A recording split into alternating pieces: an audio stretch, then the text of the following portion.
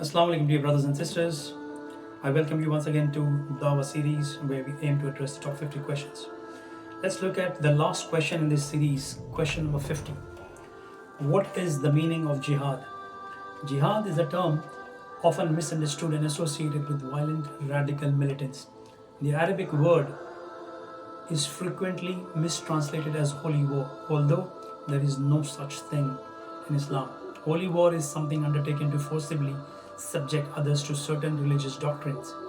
As we have seen, this is expressly forbidden in Islam. The Arabic word jihad actually means a struggle or striving and applies to any great effort on the personal as well as the social level. It is striving to do good and remove injustice and evil from oneself and from the society. This exertion of effort can be spiritual, social, economic, or political.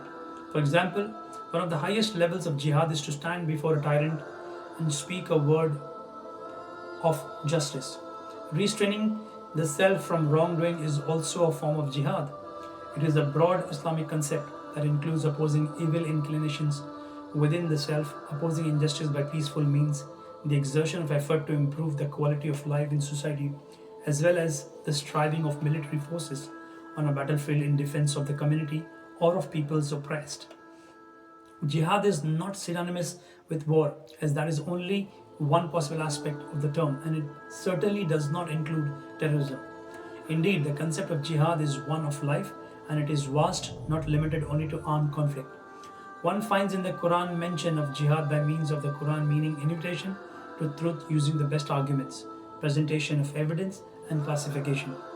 And there is jihad of the soul, which means striving to purify the soul, to increase its faith, incline it toward good, and keep it away from evil. Then there is jihad through wealth, which means spending it in various beneficial ways, including charities and welfare projects. And there is jihad through the self, which comprises all good works done by a believer. It includes the protection of societies from oppression, foreign domination, and dictatorships that assert rights and freedom, that abolish just and moral rule, that prevent people from hearing the truth or following it, and that practice religious persecution. Jihad endeavors to teach belief in the one supreme God and worship of Him, to spread good values, virtue, and morality through wise and proper methods. Jihad means striving for social reform and the elimination of ignorance, superstition, poverty, disease, and racial discrimination. Among its main objectives is securing rights for weaker members of society against the imposition of the powerful and influential. Armed jihad is not an option for Muslim individuals or groups. It can only be declared by the Muslim head of state and religious leadership. Moreover, it must never be fought for worldly gains, conquest, or revenge. Muslims may only engage in battle to protect people's lives, properties, and freedom. Although jihad is a wider concept than war, it is also clear that Islam acknowledges armed struggle when there is no other option for the treatment of such problems as oppression and aggression and the defense of legitimate freedoms and rights. Its purpose is not to convert people to the religion, nor is it to colonize or acquire land and wealth. When Islam permits military engagement, it is as an integral part of a complete system of values inherent in the religion behind which any equitable person can pursue reason and logic. War becomes jihad only when it is waged for the acceptance of God and according to the laws of God. Even self-defense will not be considered jihad if Muslims are striking back in revenge. While Islam encourages oppressed people to strive for liberation and orders Muslim to help those who are oppressed, under no circumstance does it allow indiscriminate killing and terrorizing, destruction of homes, animals and crops, or the torture of prisoners. Jihad has conditions of restraint that distinguish it from any other kind of warfare. They can be summarized as follows.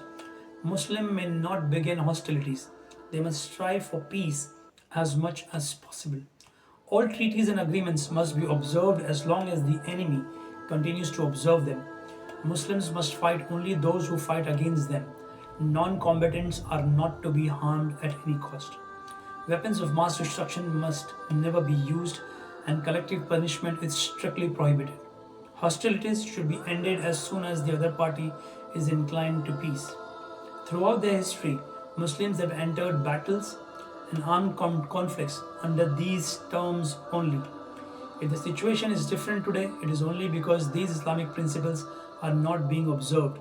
When all peaceful means such as dialogue, negotiations, and agreements have failed, and an Islamic government chooses the option of war, it must be confined to the divinely ordained system that is precise, just, teaches proper ethics in the situation of war, and provides opportunity for peace. The conditions that indicate the kind of warfare lawful to Muslim as a form of jihad shows clearly that Islam does not condone aggression against anyone. Hope I've answered the question in this series and you've understood every single word of it. I will end this series with a thank you. Jazakallah khair.